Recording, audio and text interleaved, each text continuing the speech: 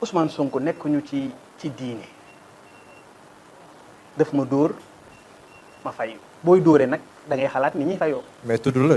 ma ne booy dóore xalaatal ni ñuy fayoo wax ju yegg dof moo ko moom li am solo mooy liggéey bi nga xam ne ci laa nekkoon man ku ma xam-xam ne Bougane ci social la nekk yàlla moo ma ko nattoo parce que dama juddoo ci kër goo xam ne bu ñu lekkaan dañ leen daan yekkal ma jàpp ne war naa bokk ci ñi nga xam ne war nañu mun a abréger la souffrance des Sénégalais moo tax lu ma am lu ma suñu borom jox rek natt naa ko bokk ak doomu aadama yi et ci loolu laa nekk et ci logique boobu aussi laa nekk li am solo mooy bañ ba yëf yi jotee ñu war ko def nañ ko jàppale nañ ñu war a jàppale li am solo nag mooy gentleman agreement il faut mu am.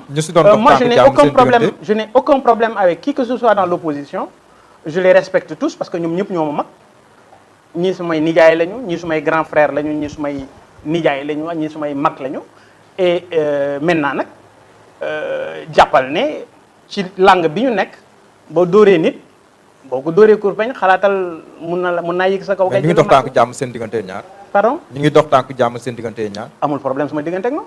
Mansour Faye Ousmane Sonko épisode boobu suivre nga ko enregistrement bu ñu publié lan la inspiré comme commentaire.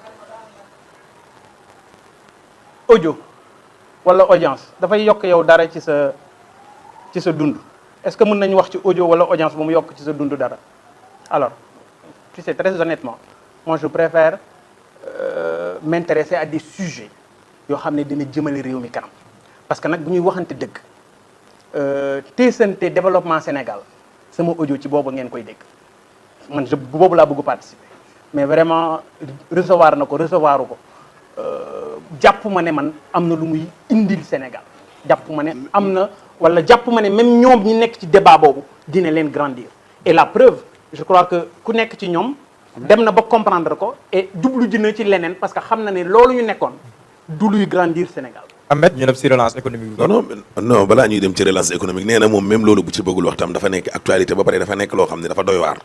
ab chef de parti ministre de la République un magistrat même bu dee dañ ne dafa ñaan disponibilité tamit moom magistrat la. Cheikh Issa Sall. waaw léegi nag bu ñu ko ci tuddee bon loolu tam yow loo ko xeeb-xeeb boo toogee nit ñi dinañ la laaj yow en tant que citoyen ñoo xam ni suñuy ëllëg ñoom ñoo ko yor. justement loolu xew fa. mooy li ma wax sànq rek. bu ñu àndoon ak jëfkat yi du ñu nekk ci waxkat. Ousmane Sonko si waxkat yi la bokk. mais je dis encore une fois bu ñu tànnoon jëfkat yi. du ñu nekk ci waxkat yi Ousmane Sonko amul benn ndombay tànk ñi am ndomba tànk mooy ñi nga xam ne ñoom ñoo yore réew mi et de manière très claire. mais jëfkat tam mën na la compter yow si jëfkat yi parce que da nga am entreprise kon est-ce que nekkul tam si considération yooyu yëpp doo si boole Ousmane Sonko da nga koy boole comme.